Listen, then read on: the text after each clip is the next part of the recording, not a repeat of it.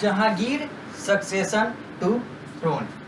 Jahangir succession to the throne जो कि 1605 से 1627 की बात है, यानी कि ईयर 1605 से 1627 की जो बात है अब हम लोग वो करेंगे, क्योंकि हम लोगों ने पिछली कक्षा में अकबर तक की बात कर ली थी। क्योंकि आप लोगों को आपके क्लास 7 में एसएसटी और एसएसटी में हिस्ट्री के अंतर्गत एक अध्याय पढ़ना है, एक चैप्टर पढ़ना है जो सामने आप लोगों को दिख रहा है, chapter number 4 the creation of an empire. यानी कि यहाँ पर आप लोगों को मुगल साम्राज्य के बारे में, मुगल साम्राज्य जो कि भारत में स्थापित हुआ था उसके बारे में पढ़ना है। और हम लोगों ने इस अध्याय को पिछले कुछ कक्षाओं के माध्यम से आगे बढ़ाया है, जहां पर हम लोगों ने देखा है कि ये मुगल साम्राज्य बाबर के द्वारा कैसे स्थापित हुआ, कैसे कुछ भारतीयों ने ही बाबर को न्योता दिया था कि तुम आओ और हमें उस समय के, यानी कि जो दिल्ली सल्तनत का जो काल था उस समय के शासकों से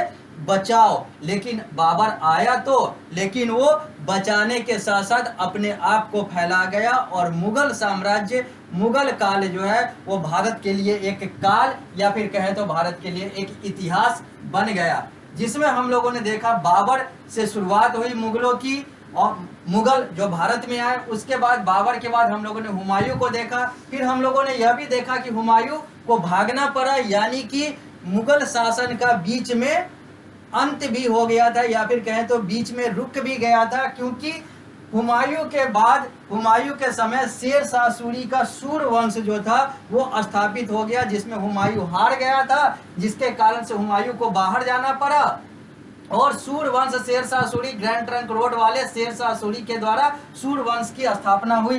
फिर सूर वंश हारा, सूर वंश गया, सूर वंश के बाद फिर वही हुमायूं जो है फिर से मुगल साम्राज्य को भारत में रिकंस्ट्रक्ट कर गया, स्थापित कर गया। फिर उसके बाद हम लोगों ने हुमायूं के बाद अकबर के काल को देखा, अकबर के शासन काल को देखा, हम लोगों ने दीन इलाही का कंसेप्ट देखा। हम लोगों ने यह भी देखा कि बाकी सारे अभी तक के अकबर से पहले वाले बाकी जितने भी मुगल शासक थे वो लोग इस्लामिक पॉलिसी को अपनाते थे, इस्लामिक पॉलिसीज को थोपते थे। लेकिन अकबर जो था उन सब में थोड़ा बहुत सहिष्णु था या फिर कहें तो थोड़ा बहुत रिलीजियसली टॉलरेंट था, जो सबको मिलाकर चलने वाला था।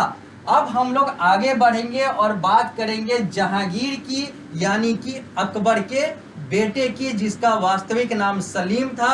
अब हम लोग उसी जहांगीर की बात करेंगे, जहांगीर के शासनकाल की बात करेंगे। और यह जो सामने आप लोगों को चित्र में दिख रहा व्यक्ति है यही जहांगीर है। लिखा हुआ है Jahangir was suitable heir of the throne after Akbar. Akbar के मृत्यु के बाद जहांगीर जो था एक अच्छा, एक योग्य, एक सुयोग्य उत्तराधिकारी था, जो कि अपने मुगल शासन को, अपने बाप के मुगल शासन को आगे बढ़ा सकता था। He took over throne after passing of his father in 1605। वर्ष 1605 में इसके पिता अकबर की मृत्यु होती है और यह मुगल साम्राज्य का शासक बनता है। He was blessed enough to have a prosperous kingdom from his father। और यह बहुत ज़्यादा भाग्यशाली होता है क्योंकि इसको अपने पिता के द्वारा स्थापित एक धनवान, मूल्यवान और एक बेहतरीन साम्राज्य मिलता है। His real name was Salim after the name of Sufi sant Sheikh Chishti. Sheikh Chishti सूफी संत जो थे उसके नाम के आधार पर, उनके नाम के आधार पर इसके बाप ने यानी कि अकबर ने अपने पुत्र का नाम सलीम रखा था। लेकिन सलीम जब शासक बना तो वो अपना नाम उस समय जहांगीर कर लिया, यानी कि जहांगीर के नाम से जाना जाने लगा। He continued his father policy of winning over the Rajput through matrimonial alliance। जैसा इसका बाप था, जैसे राजपूतों के साथ, हिंदुओं के साथ वो अलायंस करता था, यानी कि राजपूतों की लड़कियों के साथ विवाह और विवाह से फिर वो क्षेत्र को कब्जा कर लेने वाला जो नीति था वो अकबर का बेटा जहांगीर भी अपनाया। He had a strong sense of justice। और यह न्याय प्रिय भी था, या फिर कहें तो न्याय के क्षेत्र में यह एक बेहतर व्यक्ति था, या फिर कहें तो न्याय के लिए यह कार्य करने वाला व्यक्ति था। अब हम लोग बात करेंगे चैलेंजेस बिफोर जहांगीर। जहांगीर के पास, जहांगीर के शासनकाल में जहांगीर के पास कौन कौन सी चुनौतियां थी, अब हम लोग उसकी बात करेंगे, चैलेंजेस की बात करेंगे कि आखिर जहांगीर को कौन कौन सी चुनौतियों का सामना करना पड़ा। पहला, revolt by his son prince Khusrau in alliance with Raja Man Singh eight Lahore. सबसे पहला जो चैलेंज था, सबसे पहला जो चुनौती था वो इसके पुत्र के द्वारा, यानी कि इसके पुत्र का नाम था खुसरो, तो वही था कि सबसे पहला जो इसका चुनौती था वो ये था कि इसके पुत्र यानी कि प्रिंस खुसरो ने राजा मान सिंह के साथ मिलकर इसके खिलाफ विद्रोह कर दिया था, जिससे इसको बचना था। यानी कि एक चैलेंज इसके पास ये भी था, अपने पुत्र का विद्रोह झेलना, उससे पार पाना। दूसरा, strained relationship with the Sikh because Guru Arjan Dev was executed for supporting prince Khusrau in rebellion.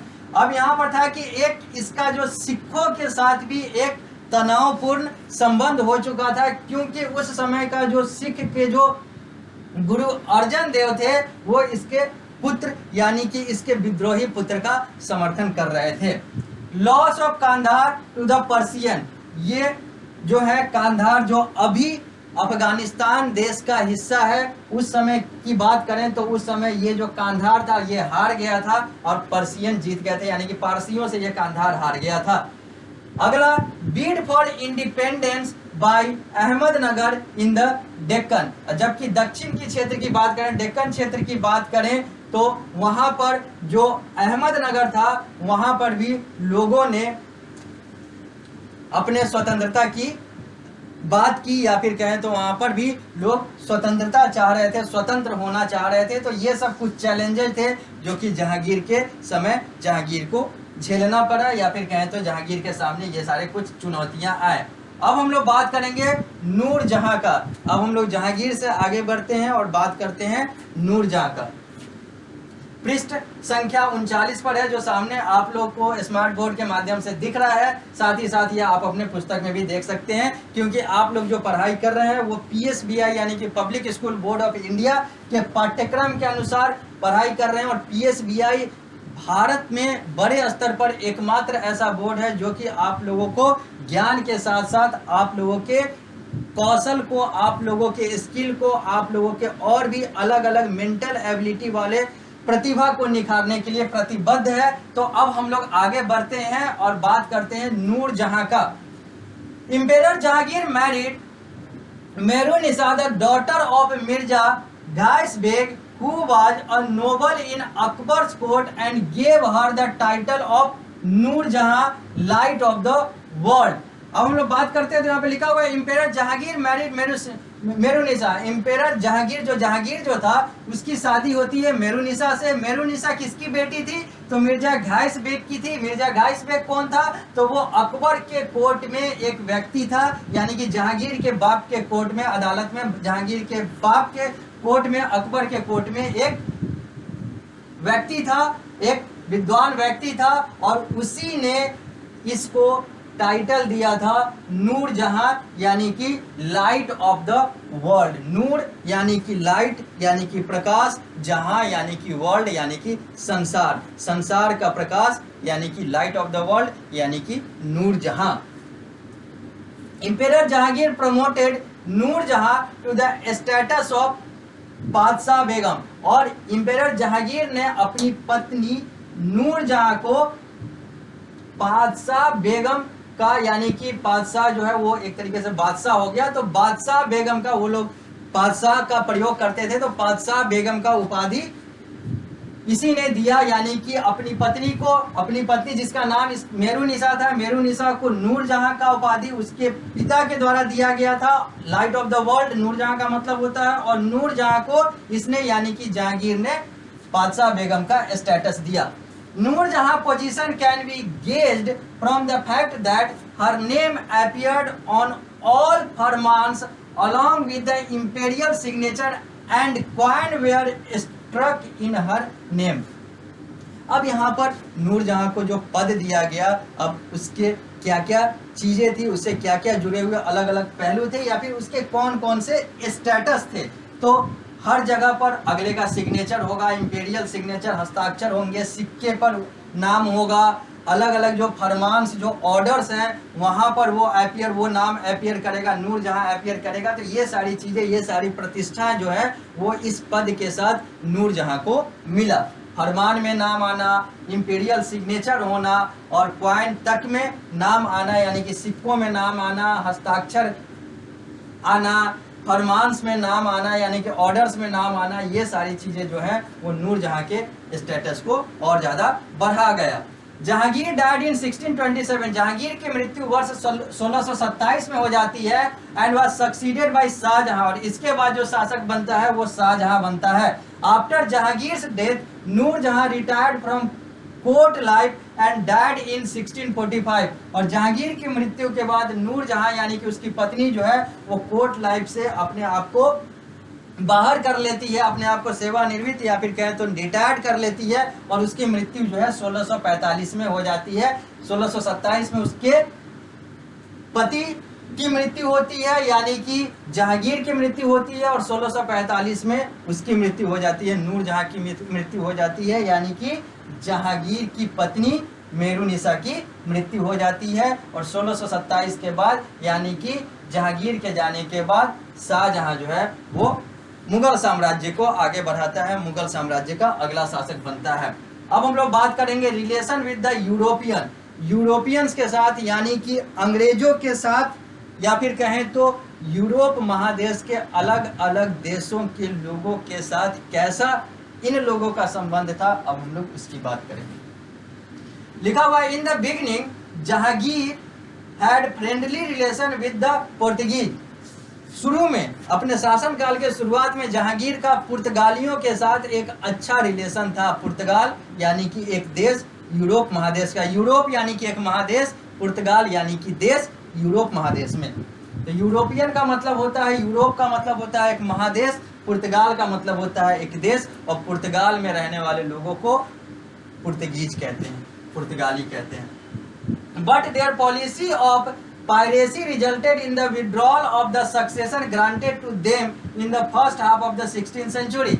लेकिन जो इन लोगों का नकल करने का जो पॉलिसी था, जो नियम था, जिसके कारण से जहांगीर और पोर्तुगीज इन दोनों का रिलेशनशिप ज़्यादा नहीं चला, और इन लोगों ने एक तरीके से कहें तो इन लोगों का जो संबंध है वो उतना बेहतर नहीं चला, और 16th सेंचुरी के फर्स्ट हाफ में यहाँ पर चीज़ें जो है वो गड़बड़ा गई।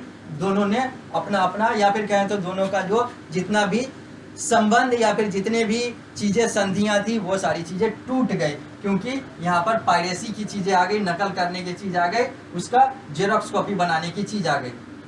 The English ruler James one sent to ambassador, जो अंग्रेज जो शासक था, जो जेम्स प्रथम था, जेम्स वन था, उसने 2 राजदूतों को भेजा। 2 राजदूत का नाम कौन कौन सा था? कैप्टन विलियम हॉकिंस और Thomas Roe, to gain trade succession from a Jahangir, ताकि वो ये जो ट्रेड सक्सेशन, जो व्यापार का जो संधि वगैरह जो जहांगीर के साथ टूटा है, उसको फिर से हासिल किया जा सके।